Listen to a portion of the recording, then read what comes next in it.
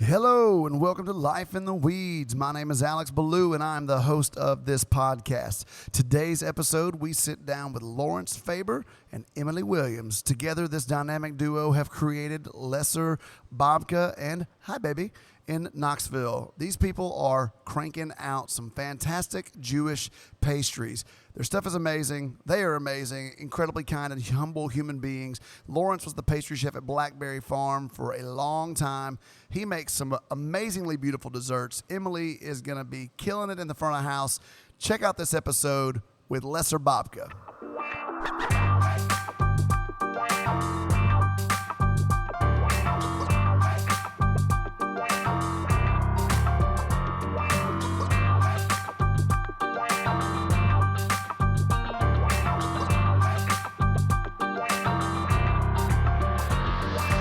Sweet. Okay. This meeting is being recorded. I am recording your faces. Hopefully you'll say something really poignant that I'll be able to cut a clip out and be like, these two people are going to change the freaking world.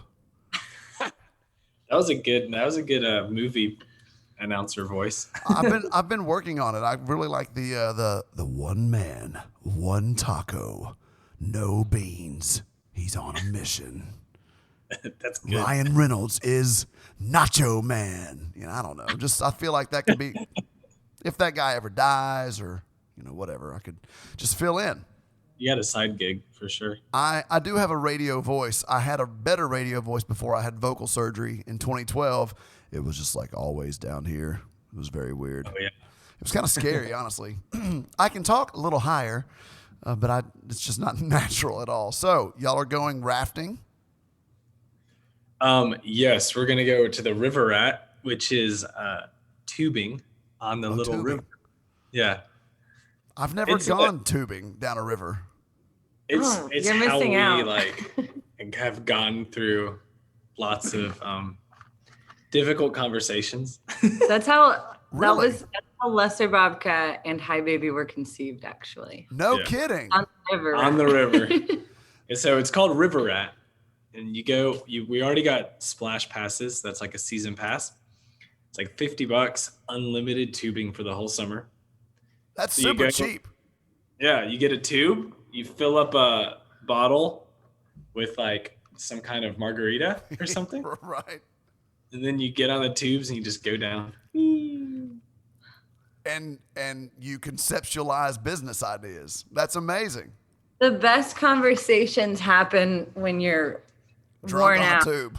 and drunk on a tube. Yeah. Yeah. That sounds like the title of y'all's book when you write one in 20 years. Drunk on a Drunk tube. on the River Rat. Yeah. That's crazy, man. I mean, a lot of people have ideas in the bathroom. Some people have them in the sauna. I tend to have mine, I usually try to come home for lunch and I go to my bedroom and I shut all the blinds and the curtains and I'm on my computer, and that's kind of we'll call it a nap, but it's not really a nap. I'm not going to sleep, but I'm just in this dark space where I'm not being bothered, and that's where I come up with weird shit that half the time doesn't work. Yeah. Oh, that's cool. Oh, I'm going to have to turn that off. That's my email. It's very annoying. Okay. Emily, I don't know much about your backstory.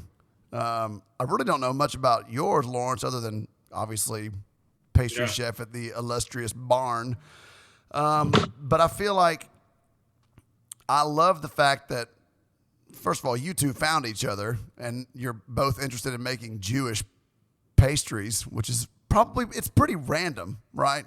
That's not the most, I can't believe that's the easiest relationship to just be like, hey, you're cute. You like babka too? Wow. You've left your career as the pastry chef at Blackberry Farm. Are you still working full-time, Emily? Lesser Babka is the Full-time gig. Full-time jobs at this point, yeah. That's amazing. When did that happen for you?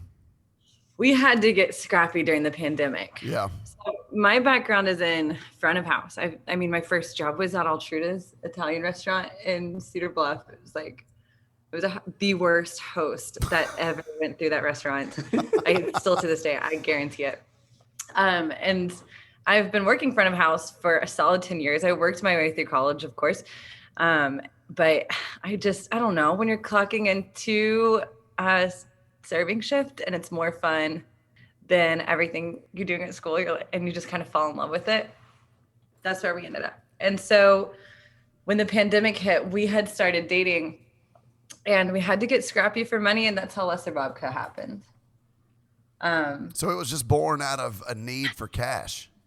Yeah, honestly, I mean, we were like the panic sourdough bakers. I mean, I was at least. Yeah. Maybe it's like, yeah, it'd be fun to make sourdough. But I was like, how are we going to have bread in a post-apocalyptic society?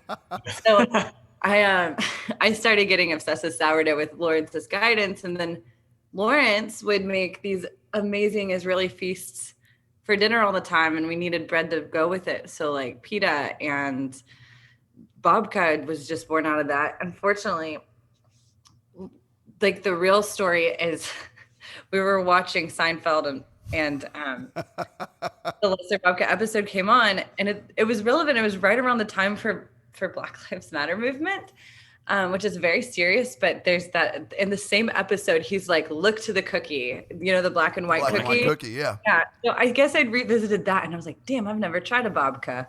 Same episode as the babka. And so we tried one and it sucked. And we were like, shit. I guess it wasn't great. It was okay. Dry. I can imagine. I've had bad pastries before, and they're really bad. The second you overcook a babka and the dough gets dry and the filling kind of dries up, it's like, then it's just bread. It's such a disappointment. And so we just kept getting obsessed with it. Because we were like, we want to make this better. And so like this can't be it. This can't be the babka. This is what the book says, the famous chocolate babka. Right. This is why. Staple of Jewish cuisine is this bad? This bad? Yeah. It's lasted this many years? Yeah, and so for those of y'all listening, you two came to my restaurant and taught a cooking class, a babka cooking class. We did two different kinds. We did an andouille one. Is that right? Or chorizo? Yeah. Harissa and what, olives? Yeah, it had harissa, olives, feta.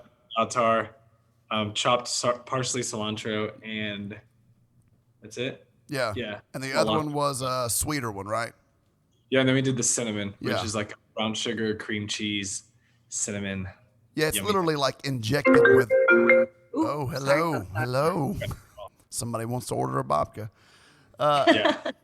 Yeah, I mean, y'all are just jam packing these things full of flavor, and I think the options are probably endless. I mean, you could make a pizza babka. You could do anything. Yeah, And I think the one thing we haven't done is a pizza babka. Well, I think I just planted that seed. There you go.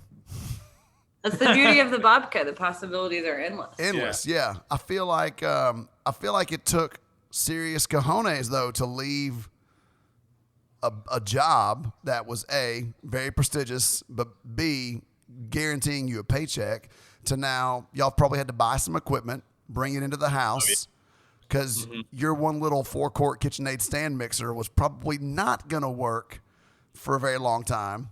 So in the beginning, you started with, how many babkas were you making, let's say, a week? So at the very beginning, I think 30 would be like our freak out level. 30 a week?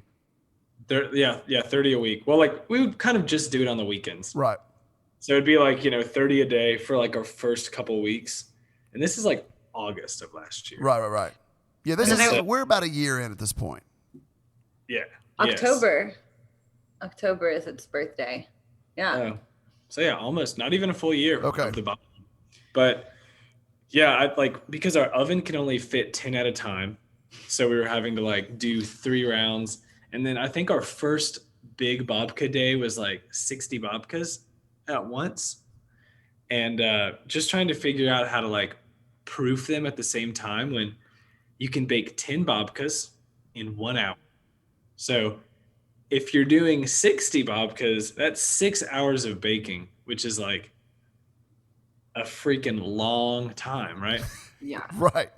So obviously, if you have a normal restaurant with a convection oven, you can cook 60 at once in 30 minutes. Sure. So that was the most frustrating part, is having to do that out. But every single week since like the first week, we've pretty much It's grown. it's grown. Like there hasn't been a single like I swear we've like set a record almost every week for like 5 months straight. Yeah. That's Every amazing. week that we do it. I think last weekend was 200 at least. Yeah. Just on the weekend.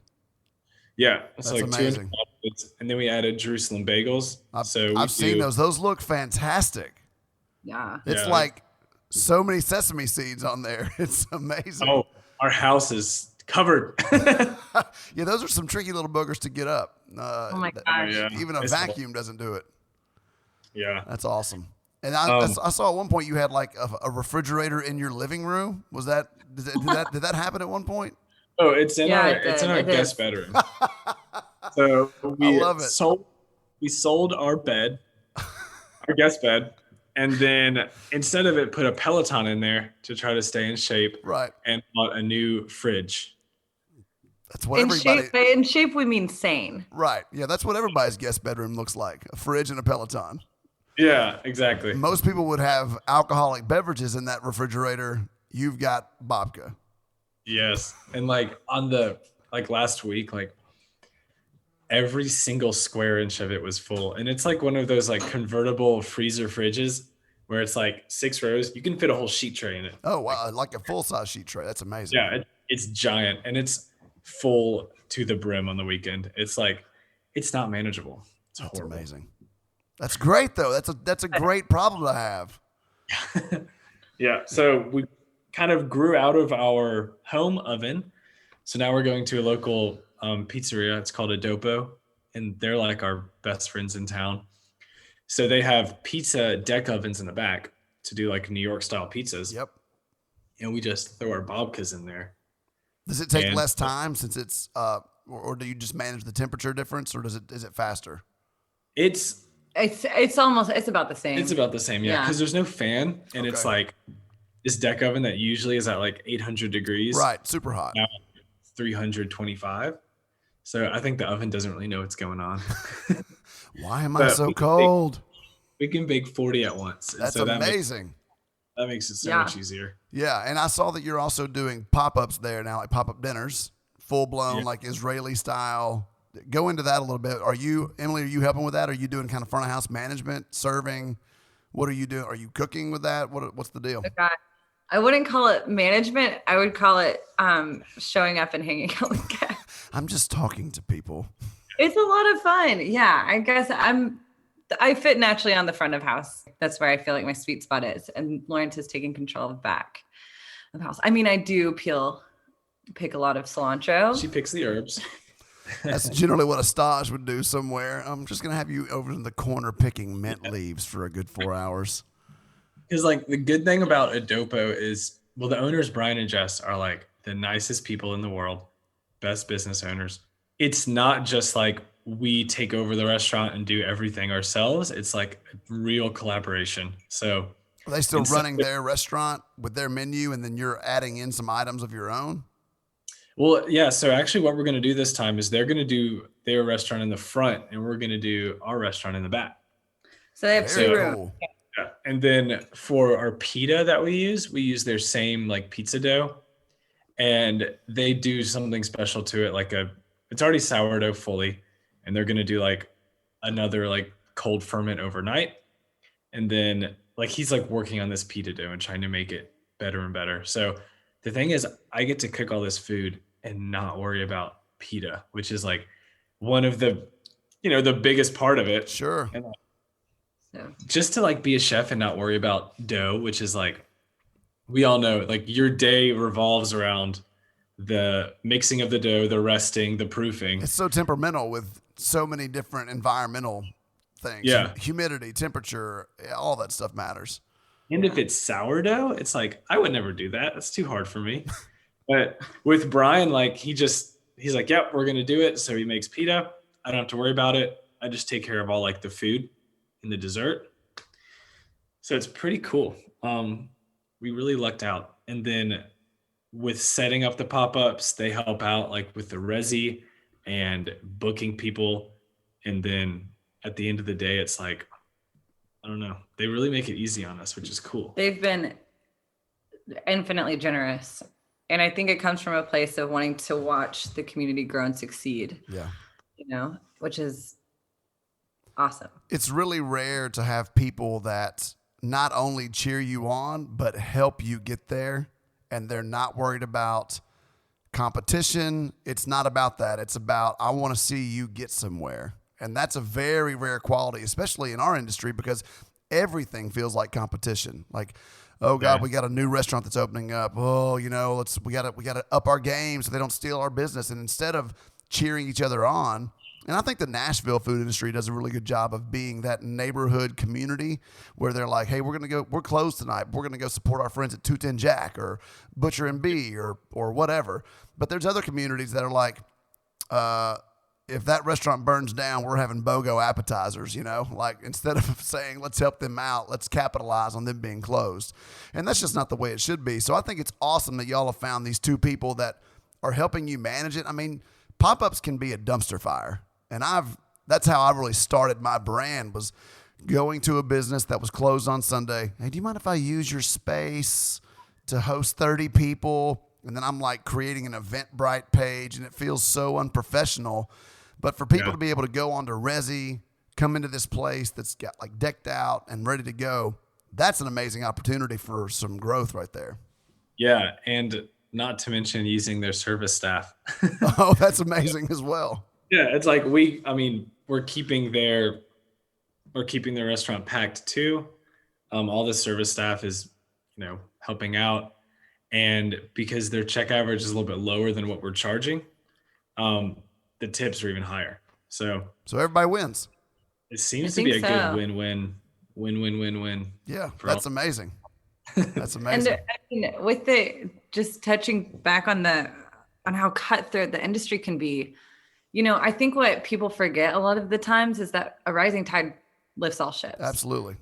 And this is where we want the Knoxville food community to go. And we want to, it takes everybody to set that standard now.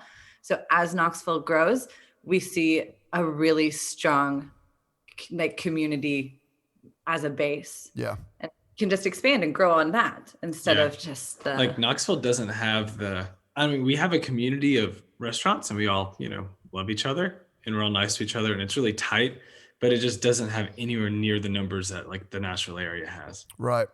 It's like in the Nashville area, you have restaurants open all the time you might not even know about. In Knoxville, it's like if a restaurant's opening, everyone knows about it a year in advance. And you sit there looking at your clock, when is this place going to open? Y'all know when that new Applebee's is going to be open? Pretty much. 9 months, buddy. They got that riblet platter. Wait for margaritas on the I can't wait. I did hear, I don't know if it was a decade ago, that Knoxville was the number one test market for restaurants. Do you know if that's so if for beans and stuff? Yeah. So if you're like a Cheddar's or an Olive Garden and you've got this brand new exactly, thumbs up all around. But if you've got this new concept, you launch it in Knoxville, and it's the perfect test market for some reason. Why is that? Big college campus. I mean, I don't get why. I think it's just, I don't know. That's a really good question. The only way I can answer this is not to slightly insult. Oh, you're going to be hurtful. But it's Knoxville's just a pretty basic city. What? I would say it's. Yeah, I gotta watch my words too. It's beer drinker town on a champagne budget, right? Wait, no, that's that's backwards. Champagne town on a beer drinker's budget. Yeah. Sure, it has a very suburban population. There you go. That's very politically correct right there. That's good. I like that. Memphis. Population, just percentage-wise, is very different.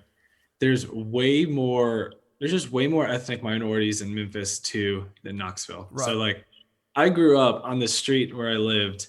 There was 6 authentic taquerias that we went to. There was a big Vietnamese population from Vietnamese refugees that came over after the war. And so you had a little Vietnamese town with 10 different places, all had a different style of pho and stuff.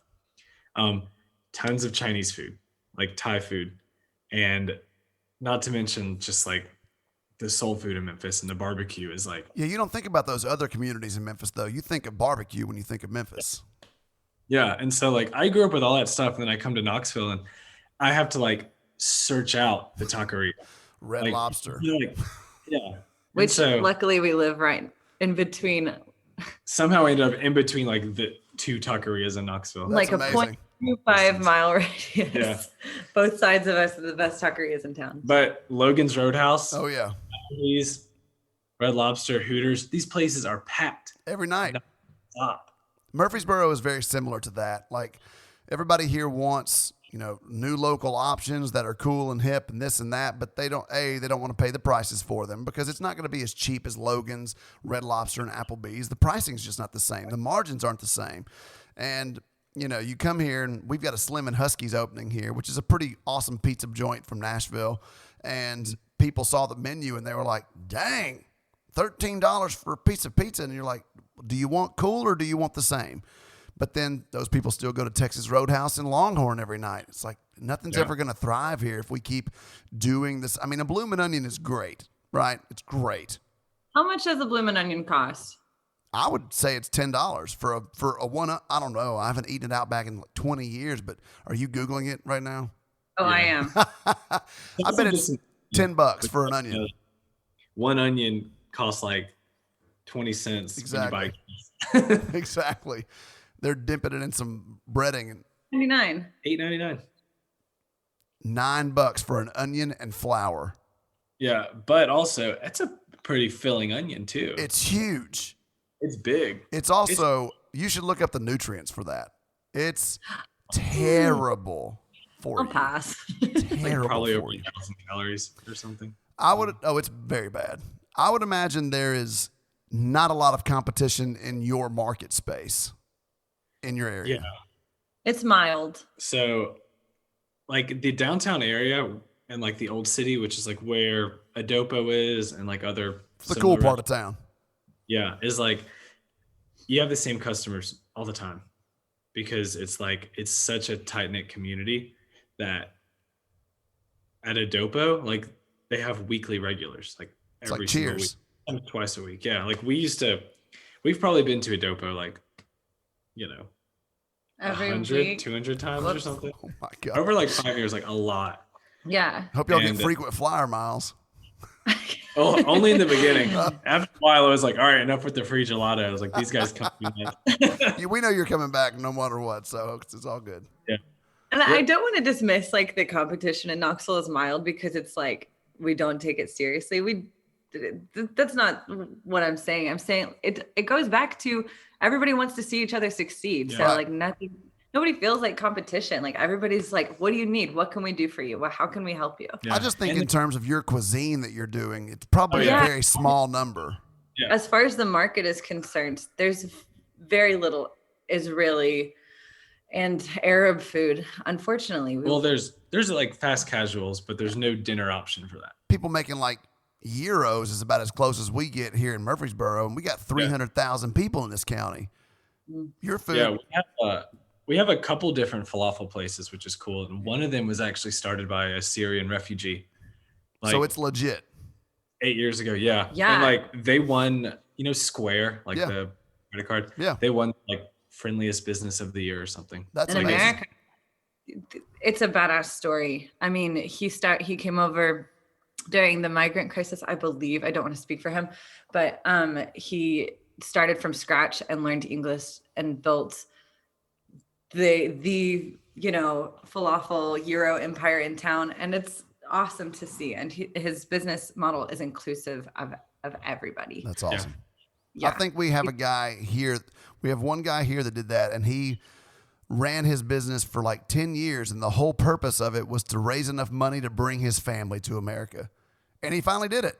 But like you go into his store, and he's so grateful that you're there, and he's giving you free baklava. And I'm like, dude, you don't have to do that. Like that's a pain in the ass to make. You kidding me? No, like you want to give me some, especially, oh my God. give me some tzatziki or something. I don't need you to give me the pain of baklava. That's just layer That's and how layer. much he cares about you. Yeah. Unreal. I care about you 50 sheets of phyllo. That's how much I care about you. It's a lot. So what's the future look like? What's the plan? What's the dream? So, all right. So we did one dinner. Now next 2 weeks, 2 dinners. Next week's 2. I can't even talk. In 2 weeks, I have an editing feature. It's pretty solid. Yes. And we're going to do like 60 people a night in the back room of a dopo. 3 nights in a row. 3 nights in a row. It sold out. All 3 nights sold out. Yeah. And then the wait list, like the first dinner we did, we had a wait list of 120. Dude, that's so awesome. It was like, and that was people who actually went in and like clicked to notify, like put their name on the list. The rest of the people just decided it was sold out. But I think it was 200 heads, and like the 2 tops were sold out in 15 minutes, and then larger parties sold out by the first hour. That's like, such a good feeling. Knoxville is so excited and so ready. It's a great feeling. Yeah, everybody's excited. I think wherever Laurence goes, people will follow. He's really talented. So it's like, well, I mean, you do have the blessing of being you, right? And now you earned it 100%. I'm not saying it was not earned, but you're incredibly talented. You're incredibly kind, which those 2 things generally don't go very well together. I'm mildly talented and semi-kind. And so, like, I don't even... You're very kind. You're very kind. Well, and talented. Well, thanks. But, I mean, you don't... You know, when I staged at Blackberry, you, out of all the other people there, you were like, dude, come over here to pastry. Let's talk. You want to taste anything? You want to see anything? And it was that you were the most welcoming person at Blackberry Farm. And, you know, I asked you, I sent you an Instagram message. I was like, hey, would you mind sharing with me this recipe? You sent it to me immediately. That's a rare thing in our industry. People don't like to share. Everybody's close chest and prideful and proud. And no, I'm not going to help you get better because you're going to step on my toes. That's not you. And I think, you know, y'all 2 together are both incredibly sweet and kind people that care about people and others. And I think goodness follows that kind of thing. And so, yes, I do think people are going to naturally follow you, and then they're going to eat your food and they're going to follow you even more. So, but there is something to be said about you launch, it sells out, you got a wait list. That's a feeling of, we can do, that's that hope, right? That's that wind behind your sail of, okay, we can do this. Yeah. I'd say like the first pop-up we did was so nerve-wracking because we were like, first of all, the restaurant doesn't have a stove. Oof. So it's, we're cooking with literally just the pizza ovens. But that's the thing is like, I don't care. I'll take my limitations and make the food adapt to it. But like making up the dishes as we go, like talking about how we're going to plate them up an hour before, about to do 100 people. We've never served this food before. It was very nerve-wracking. Yeah. And then the next week, after doing it once, was like, oh my God, it was. But the people who bought tickets to these dinners, you know, really provide you a soft place to land. You know. Yeah. They're supportive. They're very graceful. Yeah. Yeah, absolutely. It's like, thank you guys for coming. This is the first time we've ever put this food on a plate. Salt, we got it for you. But I think everyone kind of knows what's going into pop-ups. And that's why we think doing pop-ups is so important, because we get to like test our ideas out. That's the research and development.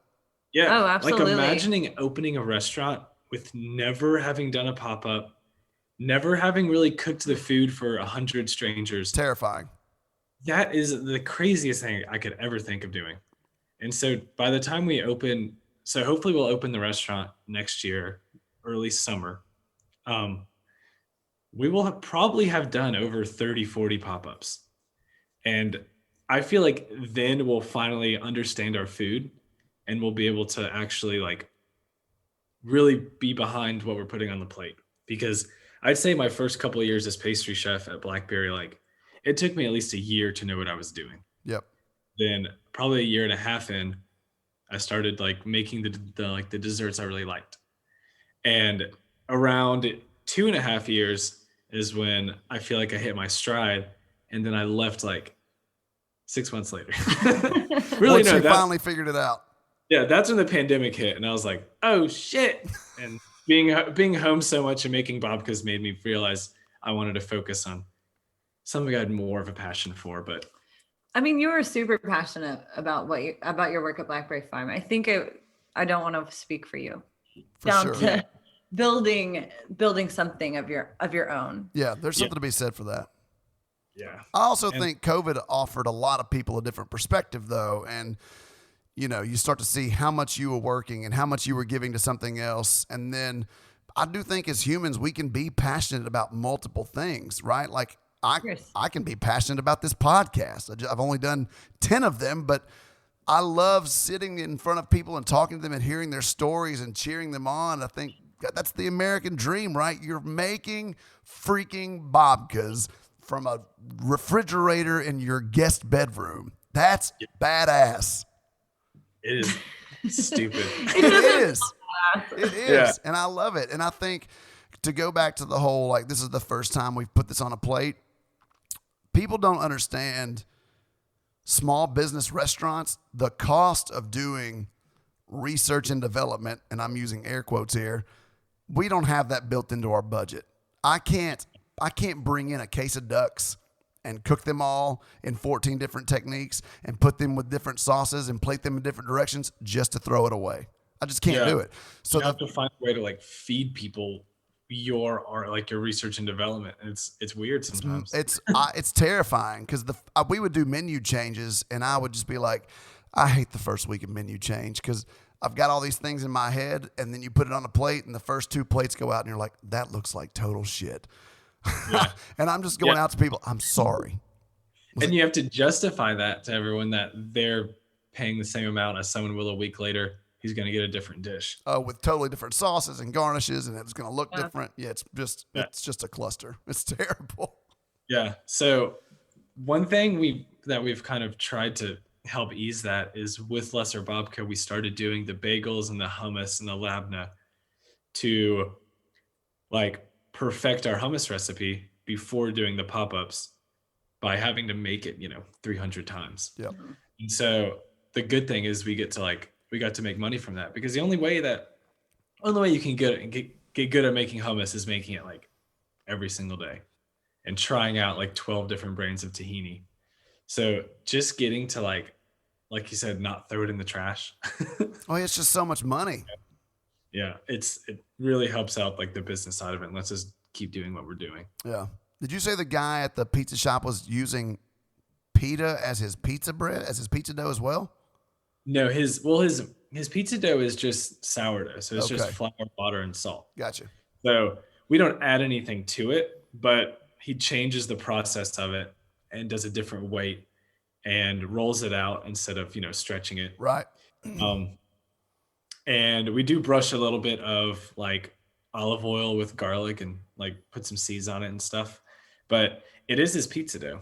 I was just wondering if he could call it pizza, P-I-T-Z-A dough. Pizza dough. Nice. That's a good one. I've been holding that in for about 10 minutes. Had to get it out. This was it. I got to bring it back. Well, Emily, what's the one thing that you're looking most forward to? Oh God. On the spot. Yeah. I honestly am looking forward to watching Laurence's dreams come true.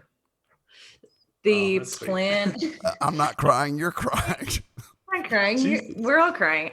So, I mean, ever since the pandemic, really, and I knew Laurence would want to open a restaurant at some point in his life, and that is the next step. With the Hi Baby pop-ups, is hopefully that will evolve into a restaurant. And where'd that name come from? I guess we haven't even told you. Yeah. I followed it on Instagram this morning at 3 a.m. when I woke up. It's okay. So Laurence and I met like 10 years ago, and we're both language nerds. We both went to school for language. He went for French. I went for linguistics, and I did French and Arabic. And he has studied Hebrew in Jewish school growing up. So it's weird because we both have I have a background in Arabic. He has a background in Hebrew. And so we would whenever we were reading books, like cookbooks and stuff, we would notice like these overlaps of like small words, like, oh, well, that's really close to the word in Arabic, and that in Arabic it means this or whatever. Like Yeah, like a dish like chraima in Hebrew is chraima, and then in Arabic it's like haraima. And so Sure. it's like Pretty close.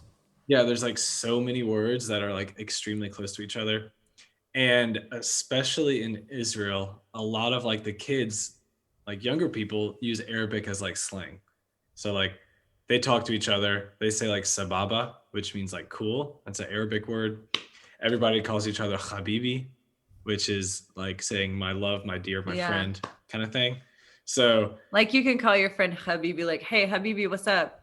And in Arabic, you're it honestly, same thing, but like the traditional sense is like Habibi is like the person that I yearn for. Yeah, that's awesome. You know? Yeah, it's a very sentimental value to that thing. Term of endearment. Yeah, and awesome. So we would like jokingly call each other Habibi or Habibti or whatever. And we're trying to like relearn Hebrew and Arabic for when we go to Israel, which is next month. That got pushed back obviously due to the turmoil that's going on there right now. That's rough. Yeah. Given it's COVID, yeah. Yeah, you told me you were going, and I was just like, dear God, please postpone. Please postpone.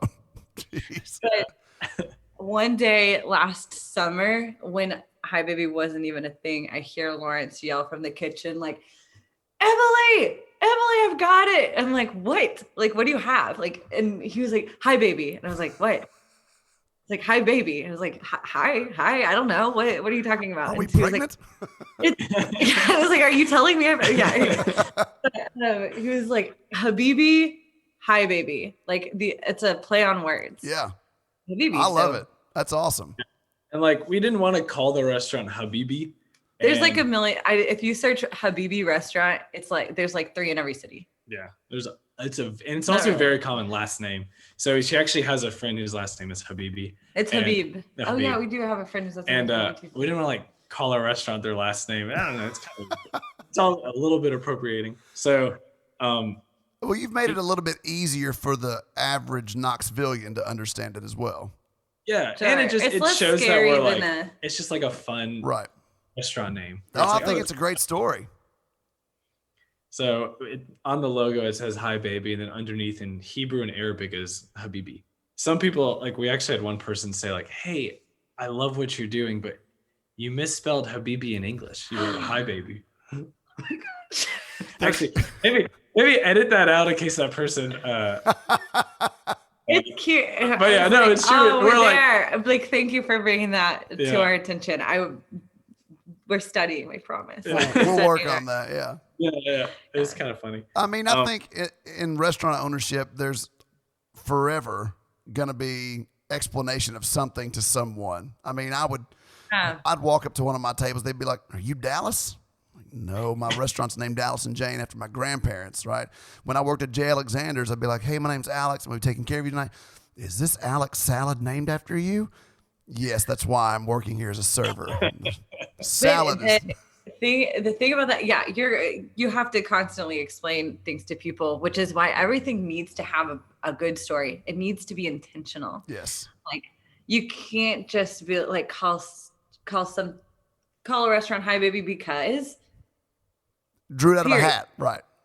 Yeah. You know, but it's like those small like stories that evolve that make everything feel complete. They Absolutely. Make us come together. Well, I think people buy into stories. They buy into intentionality and transparency, and I mean, that's great. It just comes to you, you know. But the meaning of the word has deep meaning to you both, and I think that's those kind of stories. They make sense. Versus, why'd you call it Red Lobster? Man, I don't know. I was just looking at that lobster one day. It's kind of red. I was on the Cheddar Bay, and I was like, look at that Red Lobster. We should make some Cheddar Bay biscuits. Oh. Cheddar Bay biscuits are... We're on a diet. We can't talk about Cheddar Bay biscuits right now. You were in the wrong business to be on a diet. Yeah, we're not on a diet. These are our cinnamon rolls our friends just bought. I'm going to text you my address when we're done with this so you can mail me some. Yeah. And so you brought some of your food to Nashville for some philanthropic community events, right? To help. What were some of those events? I can't remember. We've done bake sales at Lew a couple times. They just had a huge one this last weekend.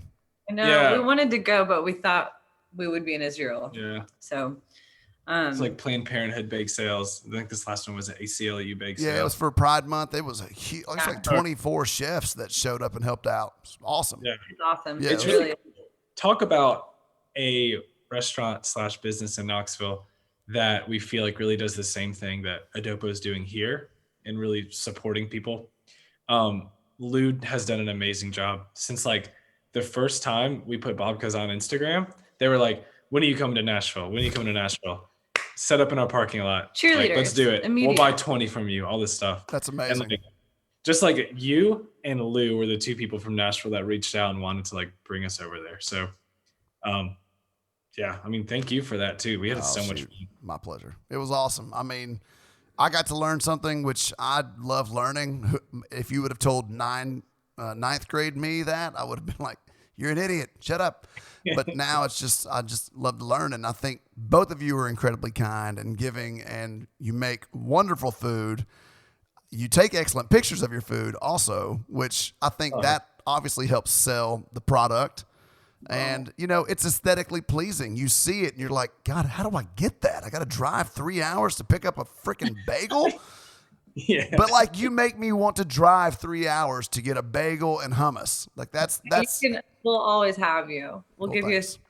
you can sleep on the couch if you need some rest. don't have a You don't have a bed. couch. You have to sleep in the fridge. The couch is a Sleep on the Peloton. Oh God, I had saddle sores for days, man.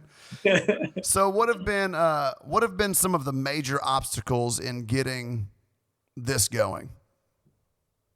Besides, let's leave out the pandemic, which is the complete obvious one here. Yeah. Actually, that wasn't the obstacle. That was like the catalyst that was the incubator. Yeah. I think Okay. we're the beneficiaries of the pandemic, which we're fast approaching 600,000 fatalities in the United States. I think from we COVID. surpassed it this last week, I think. But in And- some ways, COVID has been it's weird to say this, but in some ways, COVID was a blessing to a lot of people. Exactly. Some And people it was, got to shut down businesses that they were just barely hanging on to. Some people got to pivot into their life career. So it's been a weird year. Yeah. Mm-hmm. I'd say the biggest obstacle, which also is a constraint, which led us to doing what we did, was like straight up money. Like, I knew the only way I was ever going to be able to actually completely like dive into this was if I just quit my job and I didn't have that paycheck. That's scary. So like, yeah, since I've left BlackBerry, I've never taken a paycheck from anywhere. And I obviously have money saved up, but we have money saved up for Israel, which for 2 months is going to take a lot. So we've been living not paycheck to paycheck, but like babka bake to babka bake, every single week, pretty much. Bare bones. Yeah. And so that has made us like push the envelope with how many babkas we can do. Because before, like if this was a side gig, we might just do like 60 a week, but instead we're doing, 2,000 in sales out of our front door, which is kind of cool, you know? Very much so. It makes us really push it and try to see how far we can go with what we have. And then for the dinners, like as a byproduct of just trying to pay our bills, we get to feed even more and more people too. So That's awesome. it's kind of like, I think just quitting my job, that was like the only way I could do it. Like I went in and it was me and Cassidy and Andy. And I was like, guys, here's my 3-month notice. They're like, are you sure? You want to go? Convince you anyway? Like, what's up? And I'm like, I got to do it. You were working some crazy hours trying to pull doubles with BlackBerry and Babka, though. Like you were working. I would wake up at okay, we don't need to go into the bad days, but the bad days were go to sleep at 3 a.m., wake up at 5 a.m., drive to Nashville, come back. In a snowstorm. And a snowstorm. But we don't want to talk about that. I think that's so important for people to hear, though. Like, you are not capitalized by investors or by a bank. You don't have some sort of massive loan. You don't have other partners in this thing. Y'all are bootstrapping this as organically as possible, as natural as possible. And this is the grind, right? This is the This is the only way it's going to happen. I'm going to have to throw these babkas in a suitcase and go sell them, right? And that's what you're doing, and that's so cool. Car and we feel like drug dealers, like posting up in a parking lot and like opening up the trunk, like, hey, come on, step over here. You got the stuff? Yeah, you got the money? Exactly. The best is telling people out of your trunk of your car that you're sold out. It's like, oh, what are you guys selling over here? Nothing.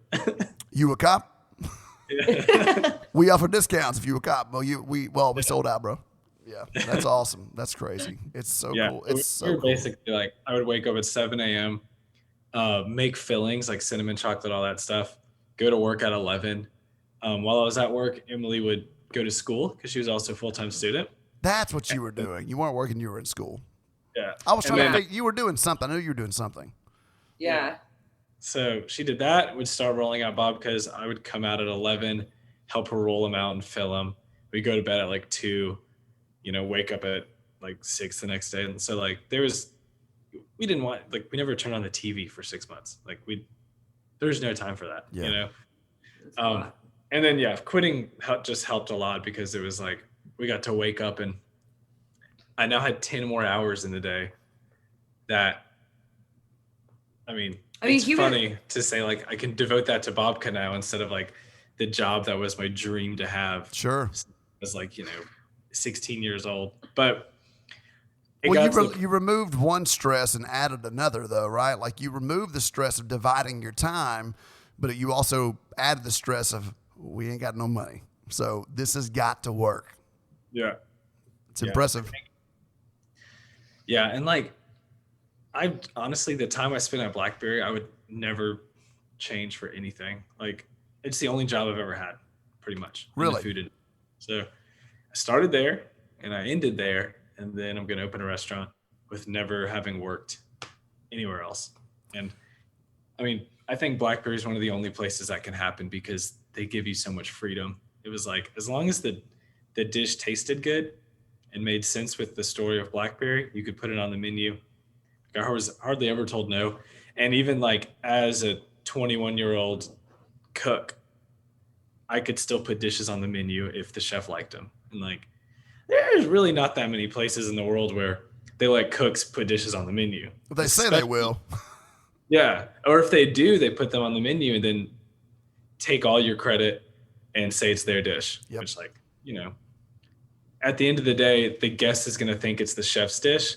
But like, I always liked going out and talking to tables, and they were like, Laurence, everything was good, but the fig cake was amazing. And I would tell them, that's not my dish. That's Allie's. Like, she's one of my cooks.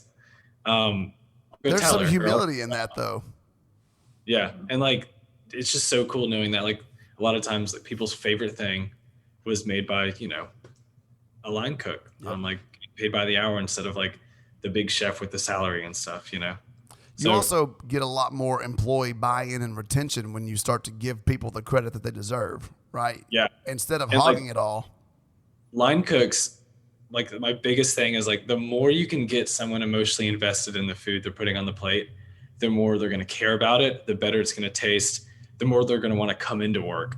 So when I left, every single person on the team had a dish on the menu, from bread to like the PM pastry cooks. That's awesome. And it was that every day when we plated one of each dish up for lineup, like, Allie would be like, this isn't right. Or Tasha would be like, this isn't right, because those were their dishes. And so I think that was a big marker of our success at BlackBerry and stuff. And that's something we just want to keep going with Hi Baby one day. Yeah. You're creating emotional relationships with your cooks versus transactional ones. The transactional relationship is you come in, you cook, you leave, you get paid, right? But if you give them this attachment of, you have the freedom to create dishes, you're going to get the credit for it. In fact, I want you to go out and talk to the table after they eat it and say, what did you think, right? This is my creation. They get personal feedback. It starts to matter a lot more. They start to see the connection.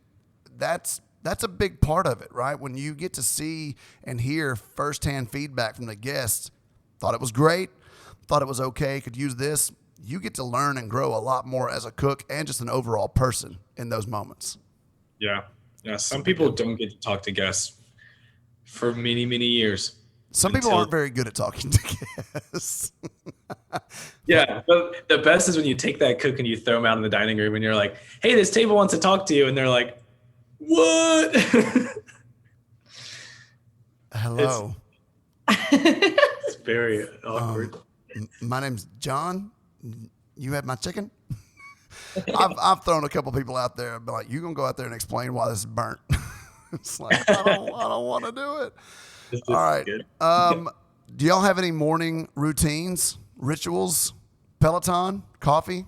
I wish. Whiskey? Oh, we could have a routine. One day when we have a restaurant, we can have a routine. Or like a building where we're not living in. Bobcaville. We need, like going to sleep depends on how many dishes there are. It's not like you come home, you decompress. It's like, well, I could go to bed now and save get an hour of sleep, but then wake up and have to do dishes, or do all the dishes now and go to sleep and have a better morning. We do the dishes before we go to bed. That's a great call. Yeah. Yeah. Waking up in the weeds is a terrible way to go. Yes. We've been there. I don't think you ever got to go to sleep to begin with. No. Yeah. We try to just have coffee, and if it's on a big bake day, the Peloton has been it's been so amazing. Oh, it levels you. It really does. We typically cycle. Like we like to. Yeah, y'all are big bikers. Yeah. But we bought it in the winter when we were literally losing our minds. Yeah. We bought one at the beginning of the pandemic when all the gyms and stuff shut down, and we recently sold it because our gyms are open again. But it was definitely a lifesaver for my wife because she was stuck working from home. Both of our children were here. A 6 and 4-year-old trapped in a house, couldn't leave. She would just pop in the headphones and go to town. Like, mommy's on the bike right now. Put Allie Love on. Yeah. Some music. It's been tough. Peloton, man, if I'd only known about their stocks about 2 years ago, I'm sure be in a different position. Yeah. God, I wish we had a morning routine though. You'll get one. Yeah. We try to have as much routine and regiment that you can at our age, and with all the spinning plates going at once, but I'm sure all your weeks probably look the same but different at the same time.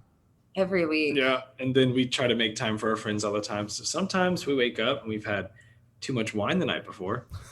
When? This morning. We have to start making dough. So we're trying to have as much fun as we can while still doing that. Yeah, you do want to kind of profit from this. Like, we have this weird period between, whenever Laurence stepped on from his job and I finished school, to whenever the restaurant opens, where we can actually have free time, like a little bit, not that much, but some. And in a year, we know that we won't have any free time. So we're trying to profit a little bit while we still can. Yeah. It can consume you just a hair, just to be aware. How do you balance it? I closed the restaurant. I mean, it's weird. For 2 years, I was doing, y'all need to go. Y'all got a river rat time. For 2 years, the only time I got to parent my children was from 5 p.m. to 5:05. My wife would pull up next to the restaurant with both my boys in the car. I would get in the car right before the restaurant opened, and I'd talk to my kids for 5 minutes, and then I'd go back to work. That was tough, grinding that hard and trying to make something work. And it was, when COVID happened and we closed down, our reservations just started tanking. So we closed the week before kind of the nationwide shutdown. And for about 2-3 months, I didn't know what I was doing. I mean, I went from working 90 hours a week to being trapped at a home and I couldn't leave. It was like this feeling of, this is insane. I don't know what to do with myself. And then you start spending time with these people that you live with, and you're like, geez, I really like these people. This is weird. And then you're like, this is what I've missed for the last 2 years. I don't know if it's worth going back. And it gives you a different set of lenses to look through. And that style of life is not worth going back to for me. It's just not. I mean, I've got more freedom now with what we're doing with the meal prep service to be able to get off at 7 or have someone else close for me because it doesn't take me being there. And, you know, I can take my kids to school in the morning. I can go to the gym in the morning. I can come home for lunch. I can take them to the park or to the pool. That didn't exist from 2018 to 2020. There's no desire to go back to that life. None. Yeah. We're happy for you. I mean, it's just, you know, family's important. Friends are important. Those relationships keep us grounded and human. Grinding yourself to the now, grinding is one thing to get a business going, right? But to do it in perpetuity, it's just not. That's unsustainable. It's not. It'll be total burnout, and you'll just waste away. So it's not fun. We have to run so we can walk. That's right. Can't wait to promote someone to chef de cuisine one day. Yeah, and I've learned a lot of things in the last 3 years, and one of the things I learned was I should have moved people up quicker and taken more off my plate and given them more, and I didn't do that well enough, and I've learned that, you know, in hindsight, which is really the only way to learn. The only way to be successful is to learn from your failures. I mean, it's your baby. Like, of course you want to like have as much control. Like, it's easy to want to have like control every single detail. Yep. Make sure everything gets done perfectly and flawlessly. But once you step back a little bit and realize that you can't burden yourself with that, I think it's very liberating. Yeah. Just let some small details be different and not even worse. I know. I heard Mark Cuban say on Shark Tank one time that you can't scale if you're focused on perfection because nobody's going to do it just like you, right? But the day that somebody else other than you two make a babka and they sell it and they post it on Instagram and you don't see it until it hits the Insta feed and it's not the same, you're going to be like, oh my God, look at this babka. This is not the same. Look at that. Look at this. Look, it was not twisted properly.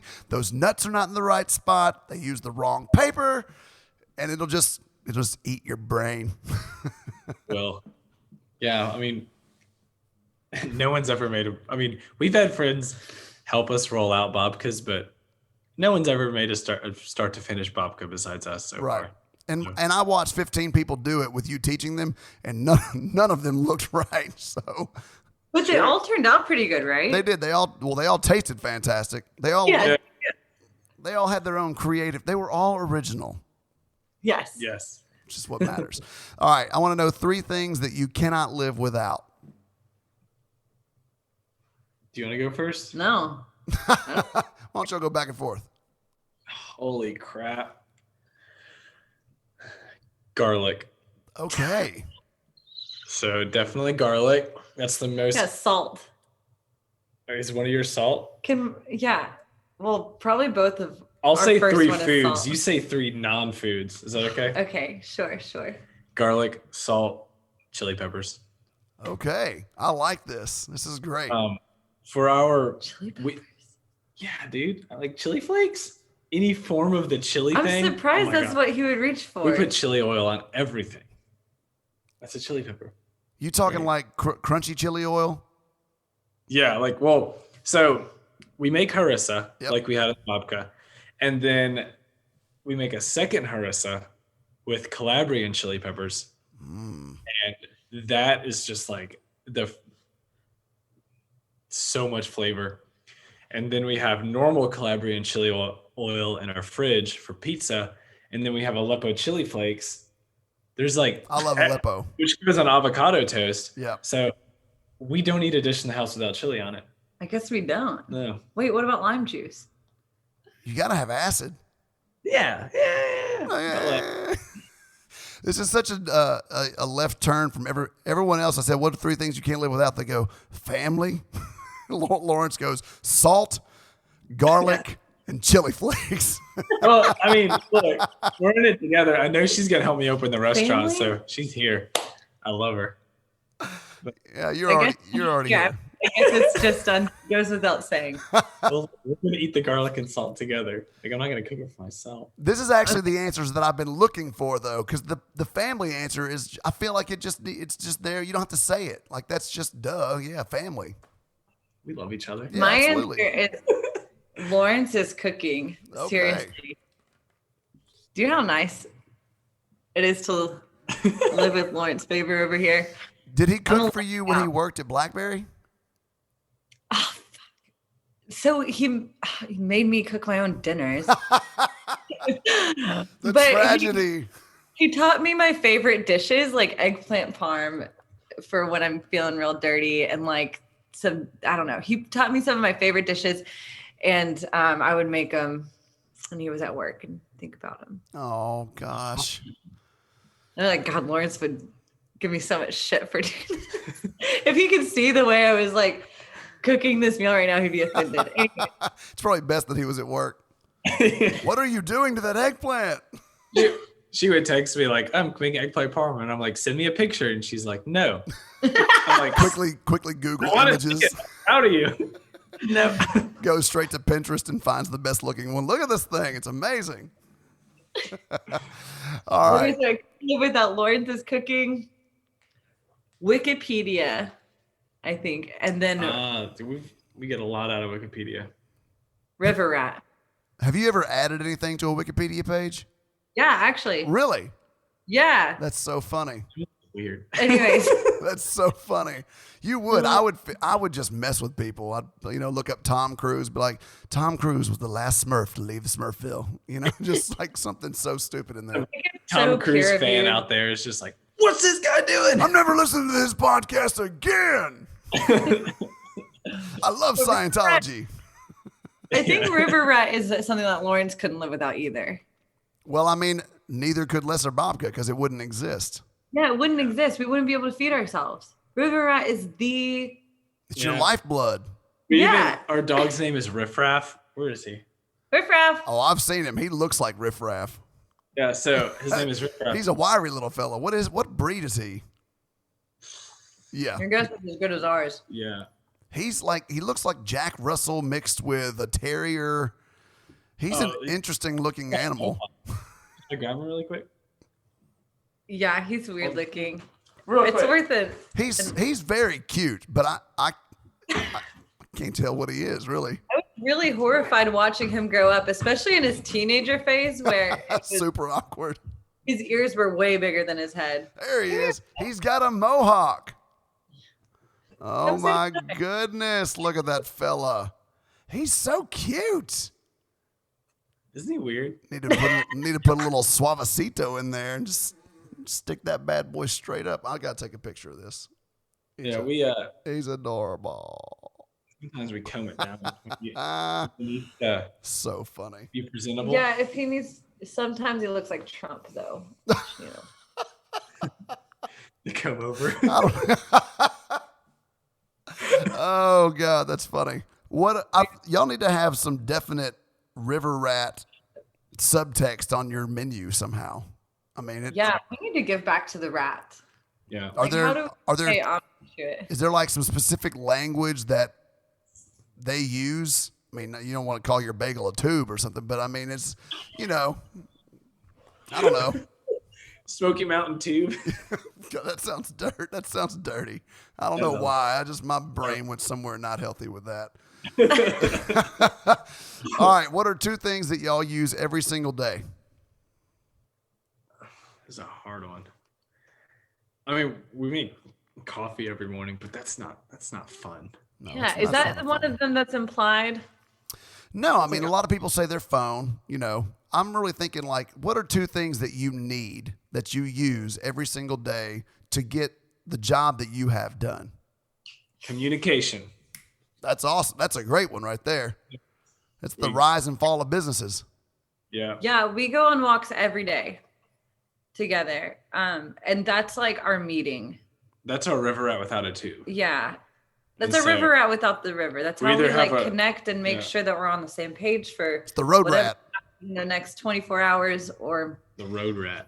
You got a road rat and a river rat. That could be y'all's pre-shift. at your restaurant? Yes. I mean, I think like Rat Restaurant Group or something is Oh God. the Rat Pack. Y'all want to go eat at the Rat? We love the Rat. Well, that's one. Yeah. Those walks are really important.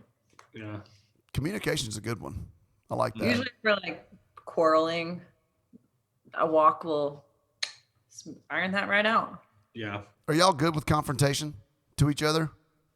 Oh yeah, we confront each other all the time. Oh yeah, it's sometimes too much. That's super important, though.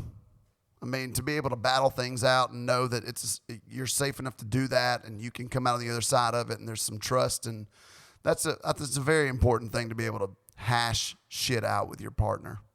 Yeah. Sometimes you're like, why are we yelling at each other? Like, are we mad? Like, are you mad, Emily? She's like, no. We're never mad at each I'm other. not mad, but we're yelling. You started yelling first. That's funny. All right. Last thing. Single best piece of advice you've ever been given. Ooh. Well, I've been given a lot of good advice, but I'll never forget the way Joseph Lynn taught me how to cook a chicken breast on a wood-fired grill. Airline chicken breast. We would marinate it with like rosemary, garlic, and it's just rosemary, garlic, and oil. Put it on top, season it, and then put the chicken breast skin side down on the hot part, move it, and then we would put it up top for a little bit. And we only flipped the chicken breast once. And that was right before we picked it up to finish cooking the other side. And as like the pink of like the flesh side of the chicken breast started like getting smaller, and when like the pink was like really small like that, you knew that the other side of the meat was pretty much fully cooked, and that would keep the chicken skin super crispy because you weren't moving it around a lot. You know, when you move meat on a grill, you lose the salt sometimes. Yep. Yeah, like So 30% sticks. Yeah. So if you just like don't touch it that much and get it in a good spot and don't flip it around, the marinade will stay on the meat. And then we'd flip it over for like 30 seconds to finish cooking the other side and then let it rest. And like Joseph Lynn can cook a mean chicken. We don't appreciate the art of resting enough in the world of cooking. Yeah. Super important. And carryover cooking. We also forget about that, which is part of the resting phase, but we forget about that too often. New cooks especially. And they want to like touch it, tickle it, flip it, love it, kiss it, rub it, move it, shake it. Like quit touching stuff. Just let it cook. Let it hang out. Let it cook. Let it cook. All right. What about you, Emily? Your advice. It's not chicken. I doubt your advice is chicken. Almost, probably. What does tofu say? Tofu pepper? Diamonds are formed under pressure, but bread dough only rises if it rests. Yes, I heard that recently this year. And I think I got it from a dog on the internet, but I think my real best advice, my mom always said, never leave the house without a book, which is like something, I don't know, something you never think about. yeah, I dig that. Hang on one second. My dog just opened this door. Hang on.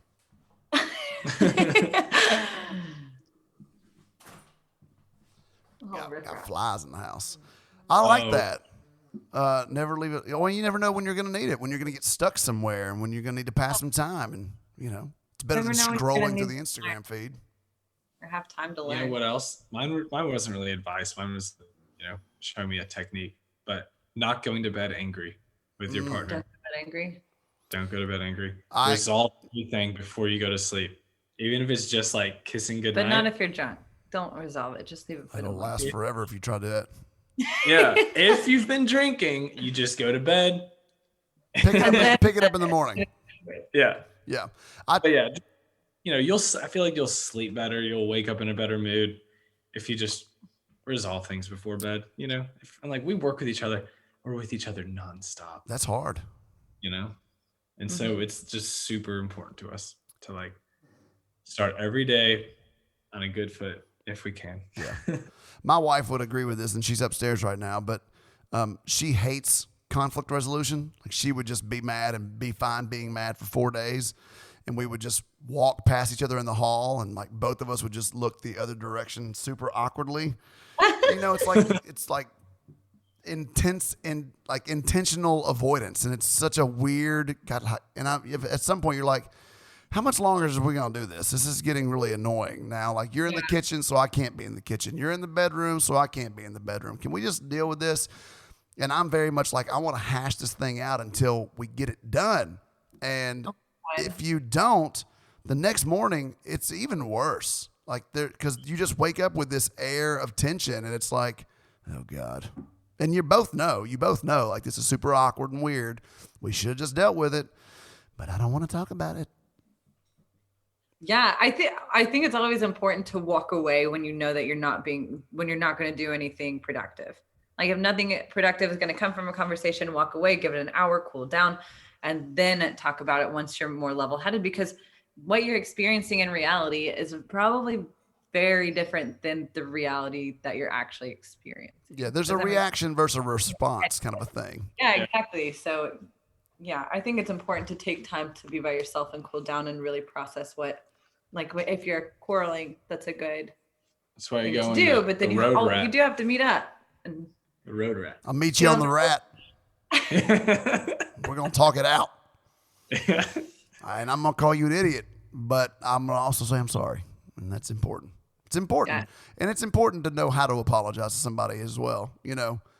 Yeah. I see what I did. I'm sorry. I'm not gonna do it again. How can I make it better? Right? 4-step process. It's not just I'm sorry. It's admitting it, acknowledging it, saying it won't happen again, and what can I do to fix it? Yeah. Mm-hmm. How can we avoid this in the future? Yes. Try not talking. That'll help.